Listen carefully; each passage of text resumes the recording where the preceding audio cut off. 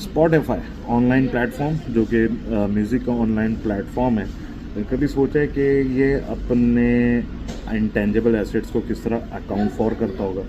अब स्पॉटिफाई के जो इंटेंजिबल एसेट्स हैं वो देखो वो क्या होंगे।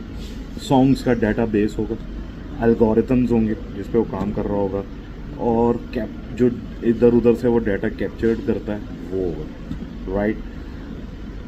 लेकिन उसका जो बिगेस्ट एसेट है उसकी फाइनेंशियल स्टेटमेंट्स में वो क्या है? वो कैश, उसका कैश जो कि सब्सक्राइबर्स के थ्रू आता है, ठीक है। इन सब के बावजूद इंटेंजिबल एसेट्स जो हैं, अब आपको मैंने बताया वो इसके लेस देन 10% भी नहीं है उसकी फाइनेंशियल स्टेटमेंट्स में स्पॉटिफाई की, जो कि कैपिटलाइज होते हैं। सरप्राइज, देखो इसकी एक रीज़न है।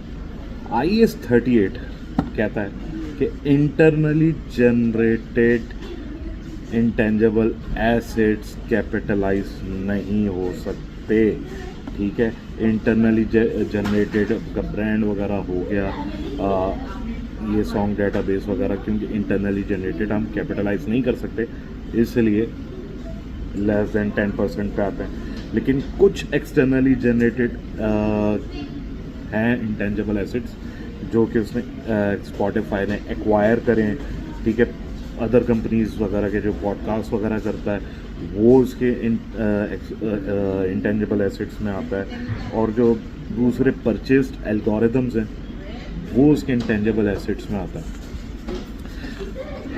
Around annually $1 to $2 billion Spotify R&D पे, रिसर्च एंड डेवलपमेंट पे लगाता है, जिसमें से वो कैपिटलाइज सिर्फ और सिर्फ 8 मिलियन कर पाता है, क्योंकि डेवलपमेंट एक्सपेंडिचर का जो क्राइटेरिया है वो पायरेट वाला, उसमें वो मीट कर पा रहा होता है, जिसके भी प्रोबेबल होगा फ्यूचर इकोनॉमिक बेनिफिट्स होंगे, टेक्निकल फिजिबिलिटी वगैरह जो हैं वो सिर्फ अराउंड 8 मिलियन के कैपिटलाइज होते हैं। बाकी सारे जहन्नम में जाते हैं, बाकी सारे PNL में जाते हैं, एक्सपेंस आउट हो जाते हैं। और ये वजह है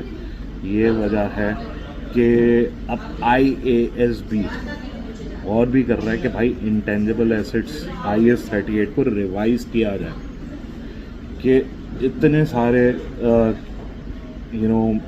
कंपनी एक्सपेंसेस वगैरह करती है, जैसे कि आपको बताया इंटरनली जनरेटेड जो ब्रांड्स हैं, इंटरनली जनरेटेड इंटेंजिबल एसेट्स हैं, उसको कंपनीज कैपिटलाइज नहीं कर पाती हैं, और वो इतना बड़ा वो एक हैवी ड्यूटी एक्सपेंस अमाउंट बन जाता है।